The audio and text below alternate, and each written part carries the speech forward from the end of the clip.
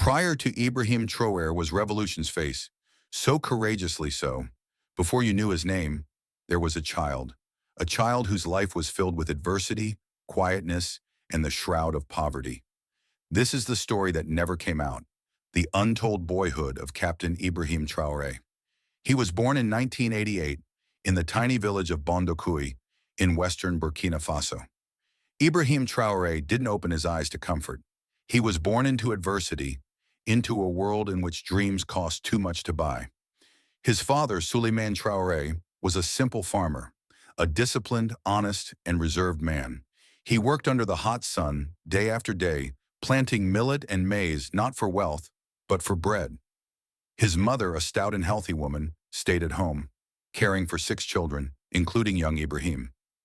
Traoré spent his youth in a hut that barely held up against the wind.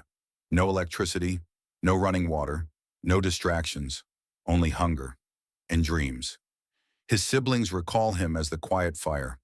When the others were playing, Ibrahim devoured secondhand books beneath the neem tree, books left behind by aid workers or salvaged from school trash cans. Ibrahim attended Bondokui's primary school, a dilapidated building with no windows. 3 boys on the same bench. The teacher? Not always paid, but Ibrahim's desire to learn couldn't be quenched. 7 kilometers barefoot every morning to school, through thickets of thorns, in the rain, occasionally on an empty stomach. He asked him one day, "Why do you study so hard?" And Ibrahim would say, "Because I have no other weapon." There were nights that his family did not even have food but boiled leaves, and yet Ibrahim kept studying. His mother said he would talk to the moon, telling his dreams to the sky. One day, he said to me, "I will wear the uniform. I will protect the weak. I will not let them suffer as we have." When he was getting his national exams results, the village celebrated, not because it was normal, but because it was exceptional, extremely exceptional. He was given a scholarship to study at Bobo Dioulasso for his secondary school. But how do you pursue studies when you cannot even afford a pen? Traoré worked as a farmhand on weekends. He roasted peanuts during and after school and sold them. And yet, he never got expelled from class.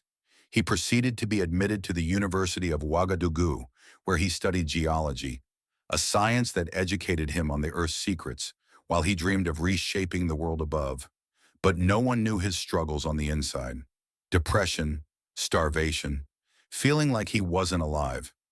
At university, Ibrahim would go 3 days without eating. He would only drink water to calm his stomach. He never begged. He would simply make it through.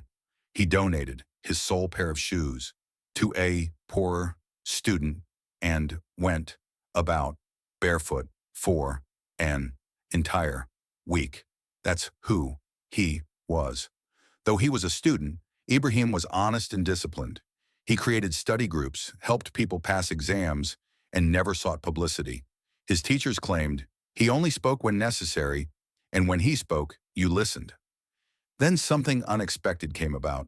A military officer visited the university and spoke to the students about challenges in Burkina Faso. Ibrahim got up, looked him straight in the eyes, and asked, "Why should we fear enemies outside when injustice lies within our own walls?" Moved by justice and burdened by his people's agony, Traoré acted. He submitted his application to the University Military School in Burkina Faso. He knocked the entrance exam out of the park. Poor village boy no more, now cadet, a man on a path of honor. There are things the world never knew: that he once saved a drowning boy from the rainy season flood, that he was temporarily suspended for refusing to obey a corrupt headmaster, and restored after students revolted, that he kept a diary, penning every evening, "Burkina deserves more. I must become more." He saw death at a young age. A boy next door shot in a fight over land. A starving baby dying. He buried pain in the recesses of his heart, but never let it turn him hard. He cherished silence. He cherished nature. And above all, he cherished justice.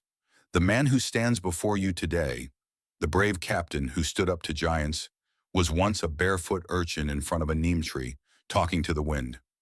He did not come forth from riches nor privilege. He came forth from the ruins of forsaken villages, from blackboard classrooms, from hollow bowls, and from a heart of fire. This is the story of Ibrahim Traoré, not just a fighter, but a son of the earth, a champion of the voiceless, a source of light.